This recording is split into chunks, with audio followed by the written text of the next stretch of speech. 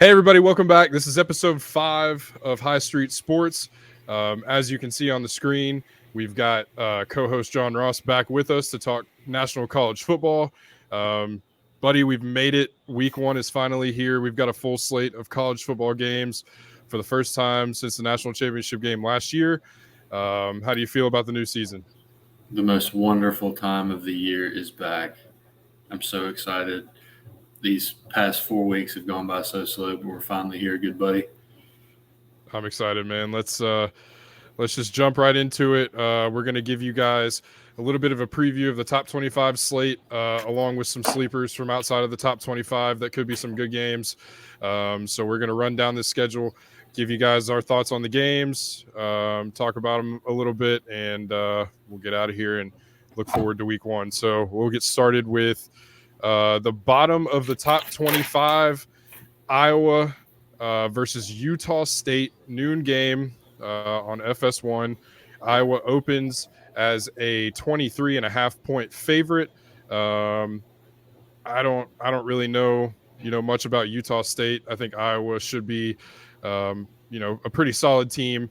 We'll see what they've got, but what do you think about Iowa in this week 1 matchup against Utah State? Yeah, I'm with you. I don't know too much about either team, but I think Iowa should handle this one pretty easily. Should cover, I think, the 23.5, and be interesting to see because I know Iowa last year they're usually really sound defensively, but last year I know offense was a chore. So be interested to see. The over/under is 43 points, so most of that probably will have to be Iowa. So yeah, I think the Hawkeyes will take that one, but not something I'll be tuning into, I'm sure. Yeah, well, that'll be a score that we see on the ticker on the bottom line and Yeah. kind of look at and pass. I think Iowa covers. Well, actually, you know what? I take that back. Iowa might not cover it. It might be an ugly one in Kinnick, but I do think they'll come away with that win and start the season 1-0. Yeah. We can only hope for the Big Ten, anyways, that they don't lose that game. That would be Yeah. that'd be awful. You're probably right about that too. Iowa's style of play is bowling shoe ugly. So yeah, I mean, tight end university, but that's about where it starts and stops with Iowa there. So we'll look for Iowa to get that win. Might cover, might not. We'll see. Moving on, number 24, Tulane is a 6.5-point favorite versus South Alabama. Two absolute barn burners to start off with on this list. Tulane. I don't know if there's something I don't know about South Alabama. Yeah. -6.5 seems pretty low considering this is at Tulane. Right. I mean, you got to imagine they're going to be pretty fired up after the season they had last year, and I'd probably take that line as some disrespect. So I think they will cover that handily.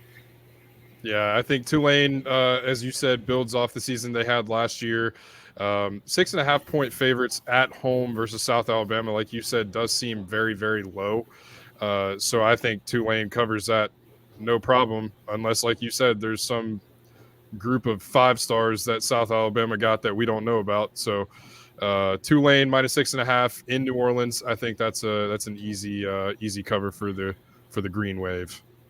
Roll Wave. Moving on, number 23, Texas A&M -38 against New Mexico. New Mexico, again, don't know much, if anything, about New Mexico. A&M opens the season as a 38-point favorite. Do you think A&M covers? I hope not, but yes, I think they do. Big year for A&M and Jimbo Fisher to kind of prove that last year was just a bump in the road after all those massive expectations. But we'll see. I think they do cover. I mean, they are at home. The Colt will be fired up for that game. But, yeah, don't know much about the Lobos. So, yeah, Aggies cover. Yeah. Well, we can only hope that the Lobos can recreate what Appalachian State did in Texas A&M last year. So, yeah, something to look out for. I don't think New Mexico has any bit of a chance, but crazier things have happened just like they did last year. We'll move on up the list. Number 22, Ole Miss opens the season against Southern Conference power Mercer at Ole Miss. Again, not even a line posted for this one because, well, who the hell cares? But Ole Miss opens with Mercer. If you would like to add something, go ahead.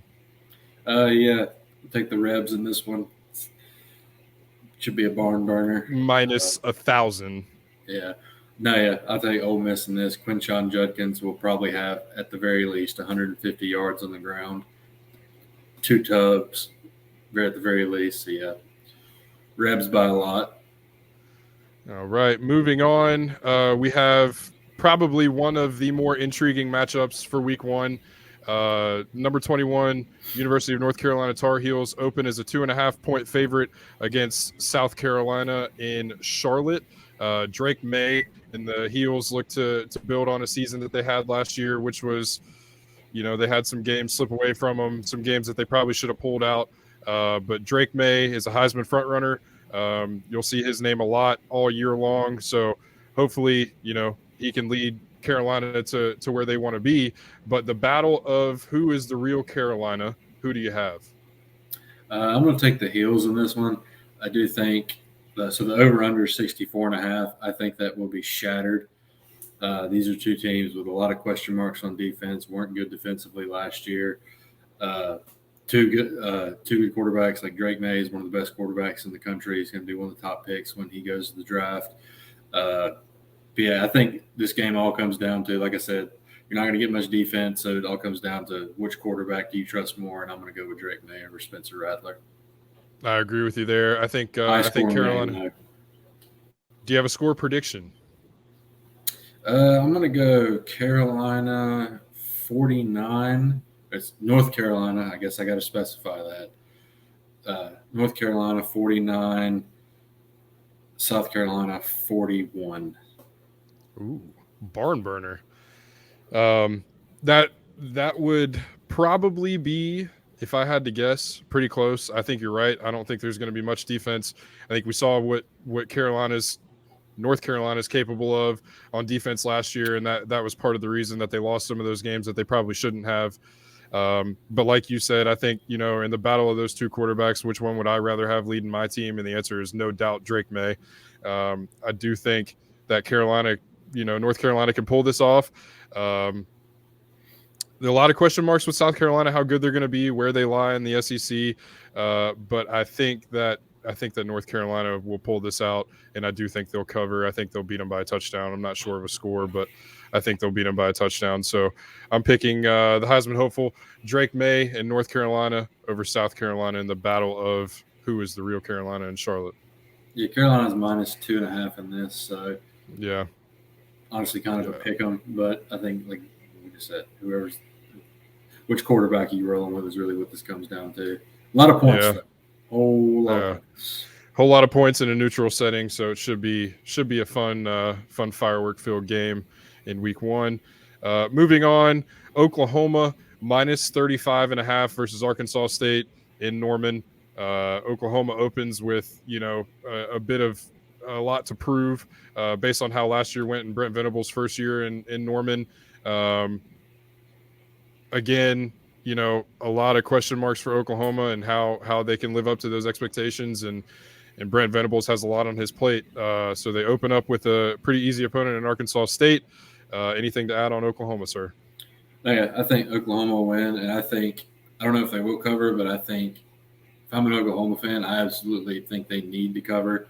Like, just last year, they were in a lot of tight games with teams you wouldn't think they should be in tight games with. So I think if I'm an Oklahoma fan, you need to cover this just to kind of ease I know it's Arkansas State, but just ease a little bit of concern that you can blow the teams out who you're supposed to blow out. Yeah, and a big showing from the defense because, like I said, like we said in our preview a few weeks ago, Brent Venables' calling card is defense, and the defense was not good last year. So I'm sure OU fans want to see a dominant performance on that side of the ball to start the season.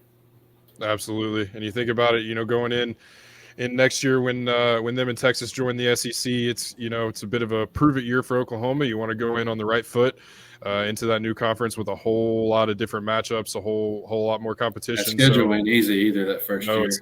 No, it's not. So Oklahoma's got a lot to prove. I think they do come out here and cover, or at least try their damnedest to cover. 35.5 is a lot of points, no matter who you play. But I think Oklahoma at home, week 1, 35.5. I think you can book that one. So moving on up to number 19, Luke Fickell in his first year at Wisconsin opens up as a 28-point favorite against Buffalo. So a little bit of action in the Big Ten week 1 with Wisconsin playing Buffalo at home. Like we said, Luke Fickell joins Wisconsin for his first year, looking to prove a lot and prove that he, can be an elite level head coach in the Power 5 in his first year in the Big Ten after 1 season as an interim head coach with the Buckeyes. What do you think about Wisconsin versus Buffalo? Yeah, I think Wisconsin will cover -28, over-under 54. I'm not sure about Buffalo, so I don't feel confident saying take the over on that one. But I think Wisconsin will try to establish the new identity under Luke Fickell. They're going to run the ball a lot like usual. Obviously, they have Braylon Allen. Get to see the new quarterback from SMU, Tanner Mordecai, see how he fits into Coach Fickell's system. But, yeah, I think Wisconsin big in that first one. I would agree with you. I think that's a game that Camp Randall's going to be hyped for. It's going to be a good environment. First-year head coach Luke Fickell looking to make a splash early in the Big Ten and gets his chance to do that against Buffalo week 1. Moving on, we have Oregon State, number 18, Oregon State at San Jose State. San Jose State loses last week against USC in the week 0 matchup. Oregon State comes in at a 16.5-point favorite. I don't think that Oregon State will have any trouble covering. What do you think? I agree with that. It'll be interesting to see how DJ Uiagalelei does in a new environment. Probably his last year in college football, but at least we think so. I mean, he may have 3 years of eligibility left for all. You never know. You never know.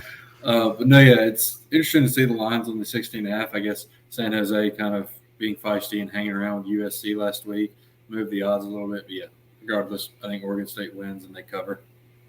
Yeah, I think it's prime sign that college football is back when USC is out there not playing any defense. So, yeah, I agree. I think Oregon State 16.5 covers pretty easy there against San Jose State. Moving on, number 17 TCU is a 20.5-point favorite against first-year Power 5 head coach Mr. Coach Prime. Prime takes his Colorado Buffaloes to TCU to open the season. What do you think? What are you looking for out of Colorado in this matchup? Do you think there will be any threat to TCU? And what do you think? Does TCU cover with another new starting quarterback? So yeah, -20.5 Frogs. I'm gonna go kind of against the grain on the first one. First game we're going against the grain. I'm going to take the Buffs. Okay. I'm going to take Colorado. I think Coach Prime comes out swinging in his first game, gets a really big win at TCU. Probably wrong. I don't know anything that much about either team, but I'm going to go with my heart here because I love me some Coach Prime. You heard it here first. That's the first upset alert. And the quarterback for Colorado, Shedeur Sanders, isn't that his name? Uh-huh.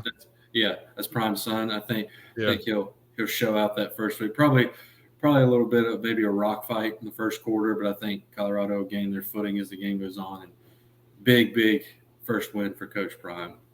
That would be something. New look program over there in Boulder. Have you seen their jerseys or practice jerseys have their Twitter or X handles on the back of them? That's a wild move. Any team that has their Twitter handle on the back of their jersey is dangerous. And I like what Prime's doing out there. However, I'm not sure if they have enough this early. First game. Now, granted, they could come out and set the world on fire. A lot of emotion's going to be in that game. Prime's going to have them ready to go. He's a great leader. He knows how to get his team up for big games. They're jumping into the chute here with the tough one. TCU's not going to be a walk in the park. They look different than they did last year in their national championship run. But I think I'm going Frogs here. I don't know if they cover, but I will go Frogs here in this opening week matchup against Coach Prime. You have little faith. We'll see what happens. Hey, prove me wrong, Prime. I would love it. So moving on from that one, number 16, the defending Big 12 champion, Kansas State, opens up with Southeast Missouri State in a doozy. I don't know if there's much to say about this one. Kansas State's going to cover whatever line might appear Saturday morning. Yeah, Kansas State. Yeah. Anyways, moving on. Number 15, Oregon hosts Portland State in a game that also doesn't have a line. Ducks big. I don't know. Yeah, quack, quack. Oregon. Yeah. All right. Moving on. Number 14, Utah, -4.5 against Florida. This is a night game, 8 p.m. primetime ESPN game. Interesting to me, anyways, that Utah is only a 4.5-point favorite. Now, I know there's some uncertainty of whether or not Cam Rising is going to play coming off that ACL tear that he had. So that might have a lot to do with it. Might not. I'm not sure. Okay, I wasn't aware of that. Yeah, so I don't know what the status is exactly for Cam Rising in Utah. However, I did feel like that 4.5 was probably pretty low considering the status of Florida's program. Do you think Florida has a chance / could they win this game? I mean, they always could win the game. I don't think they will, though. I mean, it'll probably be close for maybe the first half, but I think Utah will pull away in the second half and cover. And I think the over-under is 44.5. I think take the over on that one. But, yeah, if I'm Utah, I take that line as a little bit of disrespect considering considering they've won the Pac-12 2 years in a row. I mean, whether or not Cam Rising's playing, Utes. Yeah, Utah's proved to have a pretty good offense and a pretty good defense as well the last couple of years. I will go Utes as well, and I think the Utes cover. I don't really expect much out of Florida in the early going, maybe at all this season. So we'll have to see. I mean, this definitely could be a tone setter for Florida for the season, though. We might find out how their season's going to go just off this one game. Yeah, you want to see some fight out of Florida. Now, granted, Billy Napier, by all accounts, is a pretty well-regarded coach in college football, but a lot to prove there with Florida in the way that last year went. So don't know if Jack Miller is going to be their starting quarterback. I think he was projected that way. Ohio State transfer that, really never lived up to the expectations when he got to Columbus, was buried a little bit on the depth chart, but decided to transfer to Florida. So we'll see if he can get some significant playing time. Moving on, number 13, Notre Dame has their second game of the season against Tennessee State. No line. I have little faith in Eddie George's bunch to go up there and get it done, but we can. Eddie George might have to suit up. He might have to. That might be the only way that they have a chance. What do you think about Notre Dame? No, I'm going to take the Irish on this one, obviously, but I think Notre Dame I know it was Navy, but I think they look really good. I know a couple guys I work with are Notre Dame fans, and they're really excited about Sam Hartman. Rightfully so. I think I've heard some of them go as far to say, which I don't necessarily disagree with them, he's the best quarterback they've had since Brady Quinn. I think he showed really good touch last week. So, yeah, it'll be interesting to see. Notre Dame, obviously this week's a wash. They should win, but once they get into the meat of their schedule, obviously week 4, Ohio State coming to South Bend, that'll kind of be the litmus test for them. But, yeah, Notre Dame big in this one. Yeah, I like Notre Dame big as well, and I agree with your sentiment there on Sam Hartman. The kid just continues to rewrite the record books in some respect in college football. I mean, he's putting up gaudy numbers, and he's got, a bunch of passing yards, a bunch of touchdowns, and he keeps doing what he does, doesn't turn the ball over, really is a smart quarterback. So I think Notre Dame is in good position to start the season 2-0 here. And like you said, on the way to that week 4 matchup against the Buckeyes in South Bend. So I got Notre Dame as well. Yeah, they I know we didn't talk about it much in the preview because they're not in a conference, and but their schedule, just looking at it, I mean, they're a team where one loss could still have them hanging around the college football playoff discussion. I mean, they got you guys at home. They play Clemson, I believe, at Clemson, USC at home, and I'm trying to think of maybe one more big game I'm missing, but really tough schedule that they're playing. So, like I said, one loss one loss could still have Notre Dame hanging around the college football playoff discussion, but we're a long way away from that. Let's say Irish big against Eddie George and the Tigers, Tennessee State I think Tigers. so. Yeah, I think so. Man, what a win that would be for Eddie George and that bunch. Man, we can dream. All right, number 12, Tennessee, minus 28 against Virginia in Nashville. Tennessee opens up. A lot of those Tennessee fans liked what they saw last year out of Hendon Hooker and Tennessee, and they're hoping for another season, of some pretty magical football. Obviously, they have a big question mark in Joe Milton. We'll see what he's about this weekend. But what do you think about the Vols versus the Virginia Cavaliers? As much as I'd like to see Virginia beat them, just as a resident of Tennessee, having all the Vols fans be quiet, I think Tennessee wins big here. I think they cover the minus 28. Over under is 56. I think go over on that. Tennessee's going to score a lot of points. Basically a home game for him. I think Joe Milton will have a big game. I think he'll have 4 touchdowns at the very least. So yeah, I'm gonna go Vols. Yeah, I think Vols, and I think they cover that 28 or get close to it. Anyways, I got Vols in that one as well. All right, moving on up. Number 11, Texas versus Rice. No line here. But I actually Texas did find one. Oh, did you? What you got? Yeah, minus 35 Horns, over under 58.5. I think I would take that. Exactly what you'd expect. Probably both of those. Yeah, probably both of those. I'll take. Quinn Ewers comes in, another year under his belt. Big expectations for Quinn in Texas. I don't really think there's much to say here unless you have anything. I got Texas big. Texas big. You and I, having picked them to be one of our 4 college football playoff teams, we kind of have to pull for them all year. we kind of pigeonholed ourselves there, but we'll see. Yeah. Horns big in that one, so we'll move on anyways. Number 10, Washington, minus 14 against Boise State.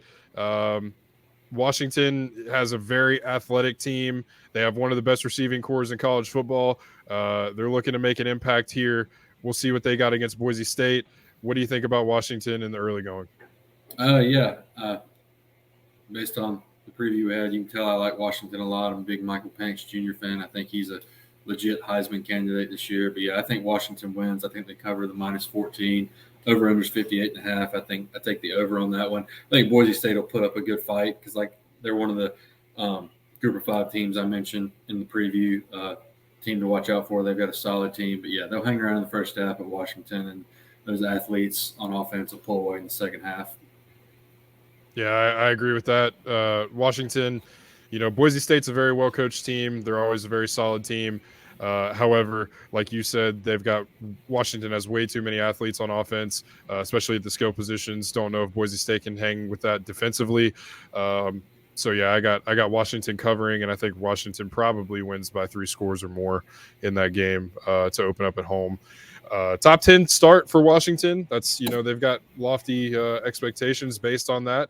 And if you've heard any of the talk coming out of Washington, they believe that hype. So that might be a dangerous team out west in their last year before coming over to the Big Ten. So lots to look out for Washington this year. Moving on, number 9, Clemson opens at Duke in Durham. Clemson is a 13-point favorite. What do you think about the Tigers? Yeah, honestly, kind of a tough game for Clemson at the gate. The Monday night college football game. Like I said in the preview, Duke's got a pretty solid team. They got a lot of guys back. The defense allowed 22 points a game last year. They got a lot of starters back. They have a really solid offensive line. Good quarterback too. Riley Leonard is his name. But yeah, I think Clemson wins this one, but I do think Duke will cover the plus 13 being at home. Because it's always that first game of the year, game like that, you're kind of feeling out how your team will be. I think Clemson's got a really good team, but I do think they'll kind of limp to the finish on this one, and I'll take Tigers by 10. All right, I like that. I can rock with that. Clemson has a season, ahead of them that is full of a couple question marks. I mean, they thought they were going to get a Heisman level quarterback play out of DJ Uiagalelei. That did not work out. Cade Klubnik is the next man up. He comes in, with that same expectation to carry on the torch of the quarterback play that Clemson's had over the last probably 7 years or so. There's lofty expectations for Clemson and Tiger Town, but I think you're probably right here. I'm going to go that Clemson will cover. I think Cade's going to come out. I think they're going to try and throw the ball around a little bit and use that run game with Will Shipley and maybe score some points there in that Monday night matchup. So I got Clemson, and I do think they will cover in that game. But you're right; it could be a little bit of a tough one opening up on the road at Duke against the defense that was pretty stingy last year. So we'll see what happens there. Moving on, we're gonna skip over number 8 because we'll get to that one next. But number 7, Penn State minus 20.5 in a pretty interesting game against West Virginia.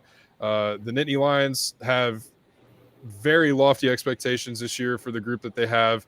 Head coach James Franklin, in my opinion, I don't know if anybody else carries the same opinion, but I think this is a big season for James Franklin. I think, if they don't live up to some of the expectation that they have, I think that could put him squarely on the hot seat.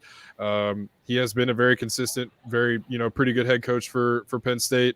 But this is a big season opener for him against a West Virginia team that, could surprise some people. I don't think that by any means they're going to finish the season ranked. But I think that this is one that Penn State shouldn't take lightly. 20.5 is pretty fair, I would think, for a game like this to start. What do you think about this one? Yeah, I agree with you what you said about James Franklin's being a big year, because a lot of people have been saying this is his best team ever. Seems like they finally have a true answer quarterback with Drew Aller. But yeah, I think Penn State will win this one. I think they will cover the 20.5. Over unders 50. I think the over on that one. 2007, this would have been must see TV. No doubt. I think West Virginia will have a solid team, but I think there are very few places I would rather start the year than Happy Valley as a road team. That's the last place. That's one of the last places I'd want to go. To start my season. I think Penn State. I think they'll cover. I think they win by 4 touchdowns.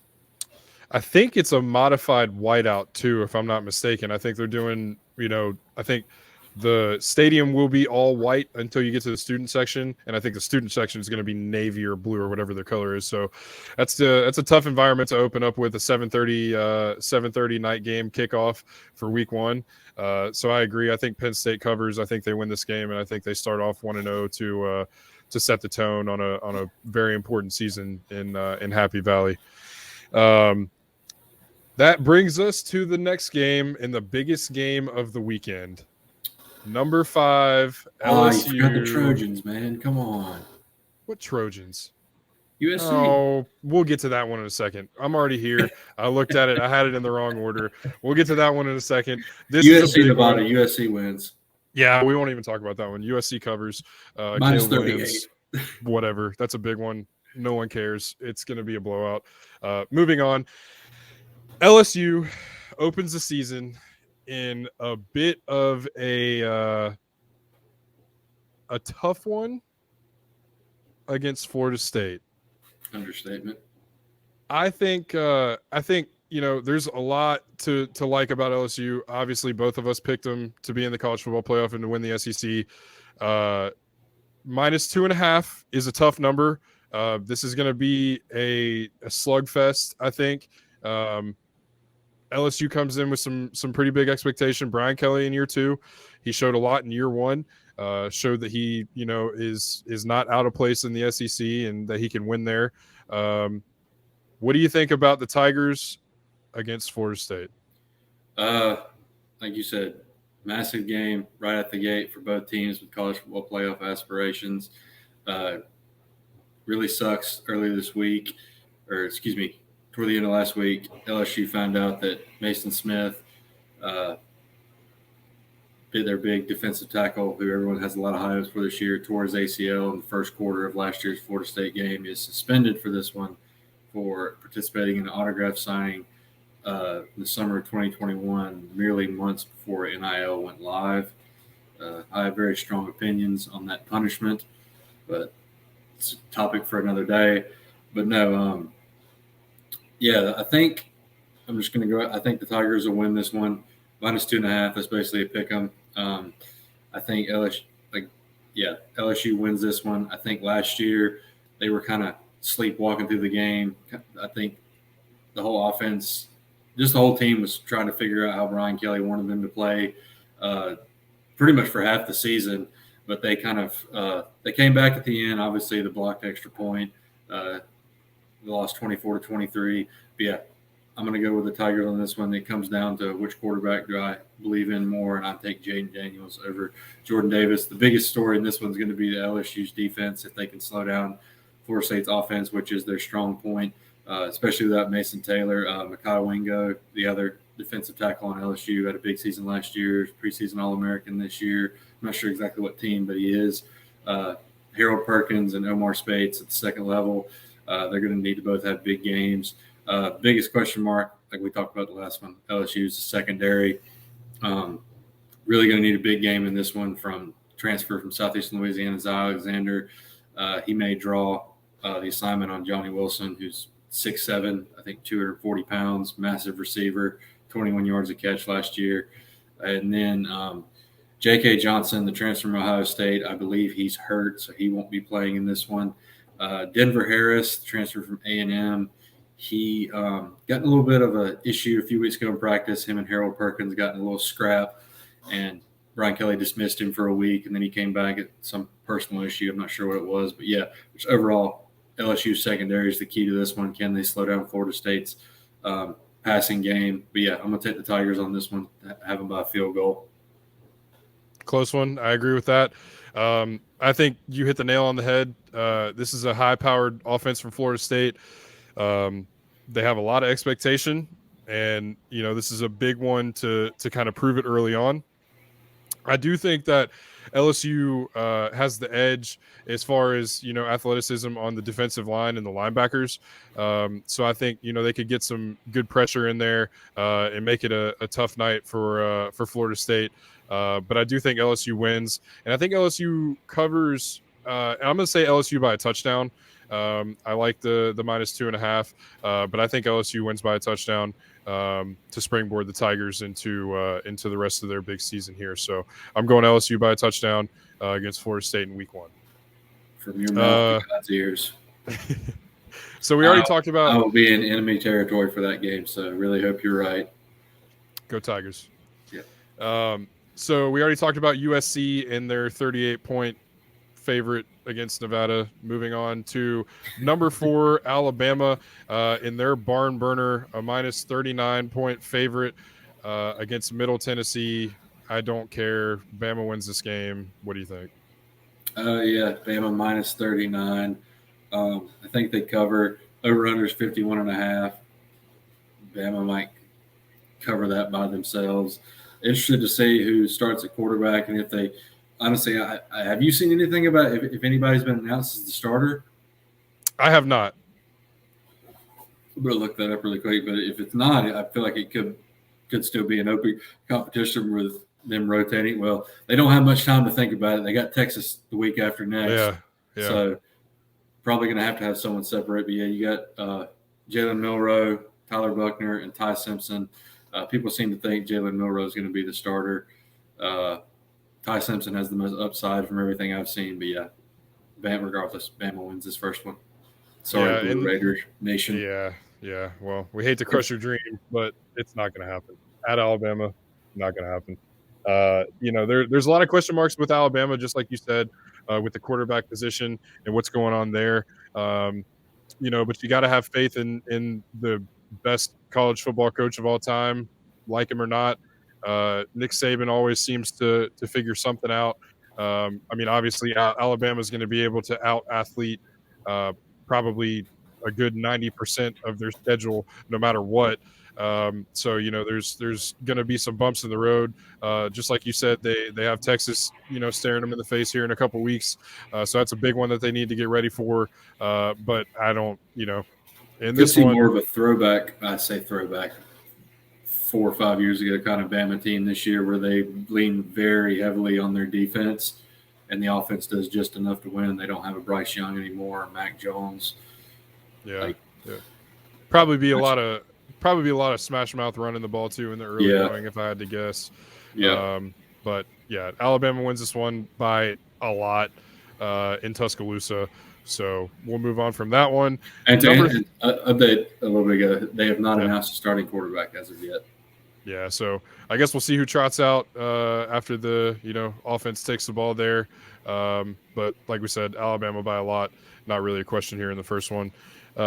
Moving on, number 3 Ohio State goes to Indiana. The Buckeyes are a 30-point favorite. Coach Ryan Day on Monday announced that Kyle McCord will be the starting quarterback at least for this game. He said, and he said a couple times, even 2 weeks ago, that he doesn't feel like he's got one guy that's put himself out in front enough to be the starter for every game. I think it's going to be a little bit of an open competition here in the first couple of weeks. I think they will have it ironed out by the time the Week 4 matchup with Notre Dame comes about. But Kyle McCord, highly touted kid, freshman. 5-star coming out of high school, was Marvin Harrison Jr.'s quarterback in high school. So there's rapport there already. Those guys have a connection. So you got to think that bodes well for the Buckeyes offense. High-powered Buckeyes offense all over the place. Loaded at receiver like we've talked about. Loaded at the running back position like we've talked about this season. And, game 1 is going to be interesting to see how the new quarterback plays, how Kyle McCord plays in his second start, and what the offensive line looks like. I think, Ohio State is going to smother Indiana. The defense is going to, come out with something to prove.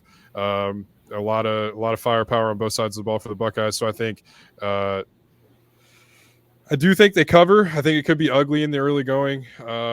They're going to have to work some things out, and it might be a little bit of a feel-out game in the first quarter. However, like I said, I don't think Ohio State has a problem covering this 30 points against Indiana. Not a great Indiana team, but it is a road Big Ten game to start for the Buckeyes. What do you think? Yeah, I agree. I think Ohio State will cover -30. Over/under is 59. I think they'll go over on that, mostly on their backs. I think maybe the first quarter will be kind of sleepwalking. Ohio State, past few years in their opener, it seems like they kind of sleepwalk in the first quarter and then they blow the game open after that. But yeah, interesting to see how Kyle McCord does. He does have plenty of safety blankets. Emeka Egbuka, Marvin Harrison Jr., Travion Henderson. He's got a lot of help. But like you said, Ryan Day is saying he doesn't really feel like one guy's separated yet. I do think these next 3 weeks are crucial to kind of feel 100% confident you have your guy, because you definitely want to feel comfortable who's under center by the time you travel to South Bend in 3 weeks. Yeah, and they said, Ryan Day said that both quarterbacks will play. How they're going to do that, we will see. I don't, so much like the series on, series off thing. I think you got to let guys get into rhythm. Yeah. But I do understand Ryan Day's point of he wants both of them to play meaningful snaps against the number ones at Indiana. So we'll see how that goes. It might be 2 series for Kyle to start. Devin might get another, 2 or 3 to follow that. But we'll see how it goes. We'll see how they handle it. But I think I made a prediction last week that I thought that, the longer this played out, the more it favored Devin Brown. And I thought that Devin had a chance to come out and take the first snaps of the season for the Buckeyes. I was wrong. Here we are. And Kyle McCord will get that chance at least this Saturday. Buckeyes big in this one. So we'll move on. Just curious, is one of the two more of are they both kind of just passers, or is one more of a runner? Or I think both of them can move. I think Kyle is more of a pocket passer, prototypical kind of, what you would see out of an NFL quarterback. Stand in the pocket, maybe take a shot, but still deliver the ball downfield. But Devin is an athletic kid. Not to say that Kyle's not. I think they're both very athletic, quarterbacks, and can both, move with their legs when they need to. But Devin has that, a little bit more of playmaking instinct about him. He's a guy that can break off a big run if he needs to, and is not afraid of anything. So, I think the Buckeyes are in good hands no matter who they have. This is a good thing to have, a good problem to have. That's not quite at that territory of, if you've got two quarterbacks, you've got none. I'm not worried about that yet. Now, if by week 4 the Buckeyes get to Notre Dame and there's still those questions, then there will be some alarms that will sound, but I don't think it'll have a problem ironing itself out in the next couple of weeks. Moving on, you see John Ross's shirt. You know what we're here for. I'll let you take this one. Number 2, Michigan versus the East Carolina Pirates. Go ahead. The head says Michigan. The heart says the Pirates of East Carolina. They're without Jim Harbaugh. I feel like half the team doesn't even like him, so that may be a benefit to them. But no, very, very big game for the Pirates. Noon kickoff on Peacock.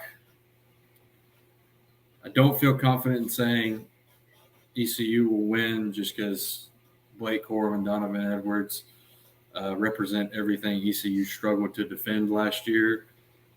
But Michigan minus 36, I do feel confident in saying the Pirates will cover. There we go. I think they will put up enough of a fight. I don't think they'll win. I think ECU will cover the plus 36. Over under is 51.5. I think the over on that one. Big game for Mason Garcia, new starting quarterback for the Pirates. He's been patient, waited it out for Holton Ahlers to finally leave, and big highest rated recruit in East Carolina history. 6'5", 242 pounds, dual threat quarterback, big arm. He's got a couple weapons at running back and receiver. See what he can do. But yeah, I'll take Michigan in this one. Just kidding, actually. Pirates, App State, pulling the App State.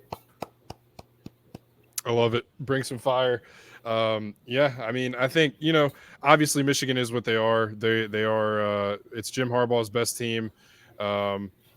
Even though he can't seem to get out of his own way, just admit that you bought the cheeseburger and move on, bro. It's not that big of a deal. I mean, my God. But anyways, Michigan returns a lot of firepower. They've got a lot of question marks at receiver, though. They're solid at running back. They've got some question marks at receiver. And I still think, and this might be an unpopular opinion, you can blame it on the flag behind me. You can do whatever you want. I need to see more out of J.J. McCarthy. I think he caught lightning in a bottle those last couple of games of the year. But you saw his brilliance against TCU, but you also saw some of the question marks that people have about him.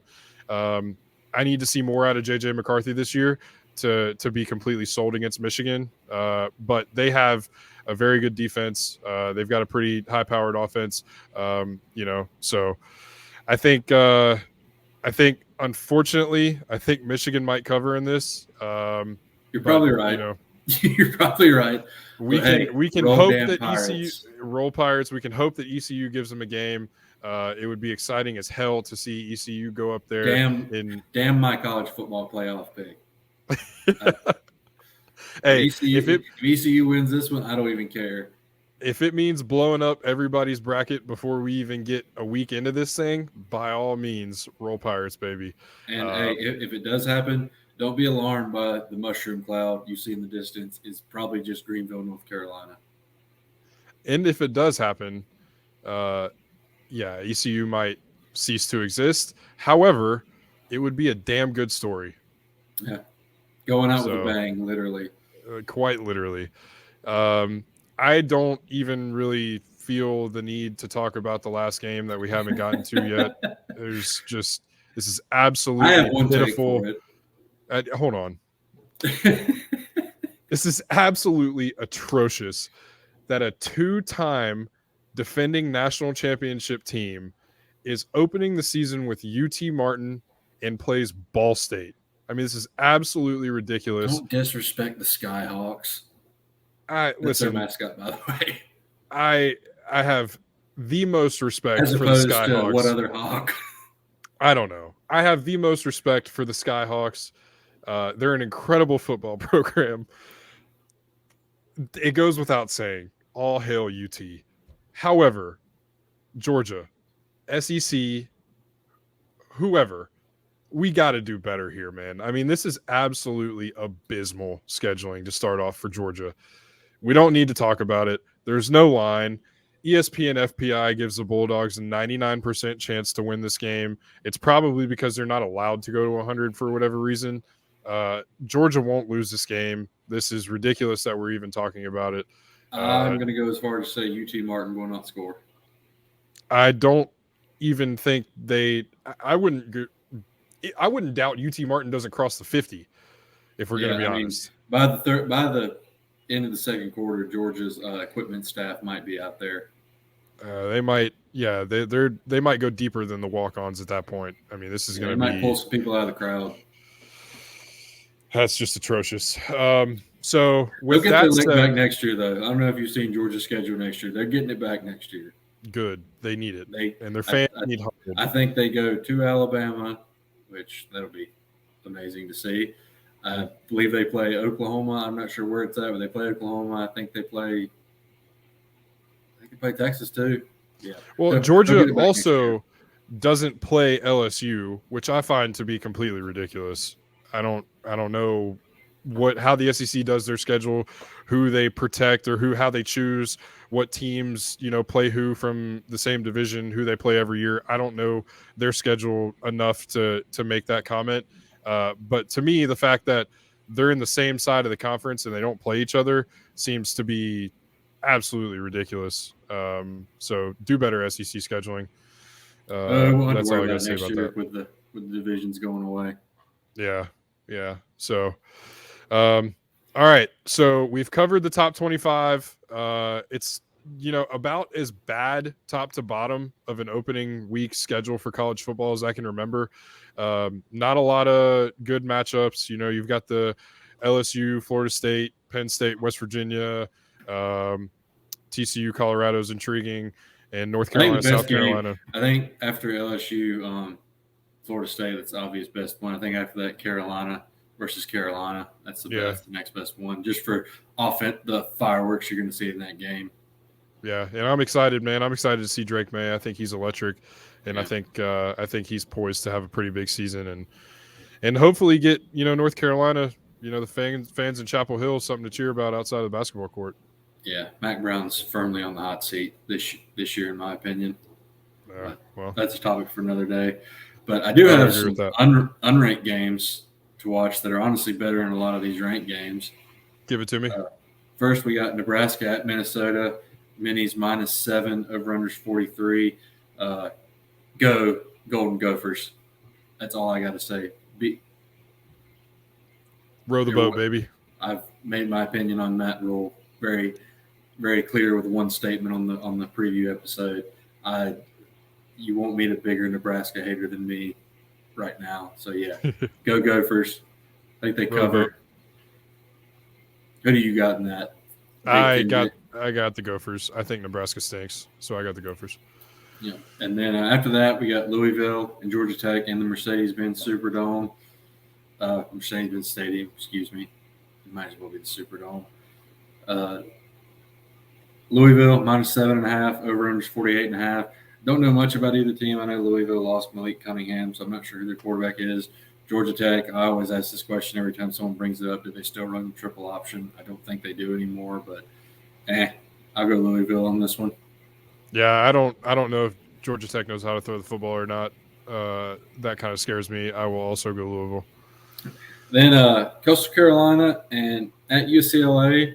UCLA -14.5, over-under 66. UCLA, people think they could be pretty good this year. They've had a pretty good team over the past few years since Chip Kelly took over. Coastal Carolina, past few years they've had a solid team. They make their bowl games. They've been ranked a few times. Grayson McCall still the quarterback. I do think UCLA will win this one. Big for Coastal Carolina though to get a game like that right of the season, kind of the fruits of their success over the past few years. It's a hell of a trip though. Yeah, that's a long way. That's a long way. Myrtle Beach, South Carolina to LA. Yeah, that's a long way. Basically the same place. It's more or less. It's the same thing. And one has more mullets than the other, though. Yeah, true. That's very true. Then, oh wait, who do you got in that one? UCLA. I got UCLA, but hell, I'm looking for the clears to cover here. Oh yeah, roll mullets. Let's go. Then last one, I think the best unranked game of the week, UTSA at Houston. You guys heard me talk a lot about UTSA on the preview show, how they're probably the best Group of 5 team, the one with the best outside shot to make a case for the college football playoff, provided they go undefeated. Yeah, UTSA -2, over under 60. I think take the over on that one. I think they're going to score. That's going to be a lot of points in that one. Houston's got a pretty solid team. They could end up being ranked for the year's over, but I'm going to take the Roadrunners on that one. Frank Harris at quarterback. I think they have too many weapons and too high powered on offense, and I think they cover the -2. I like it. I'm with you. I know nothing Big about Roadrunner it. fan. I'm with you. Big Roadrunner guy.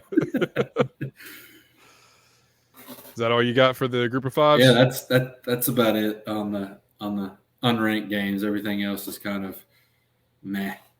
Yeah.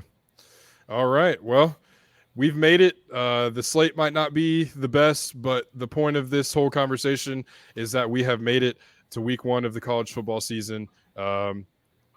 Praise God. Thank you. Thank you. We've made it to the best time of the year. College football starts this weekend. NFL starts next weekend. We will have a full breakdown of what we think is coming in the NFL next week. But for this week, it's college ball. College ball is the king.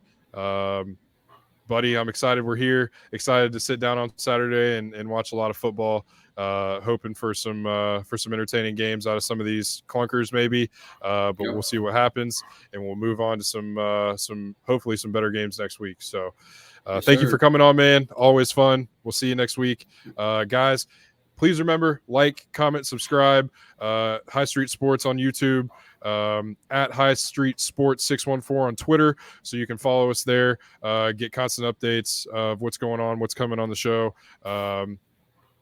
So yeah, we're moving on. And also, remember, go Pirates. Go Bucks. Let's go. Buddy, we're here. I'm excited. Let's do this again next week. We'll see you then. Yes, sir.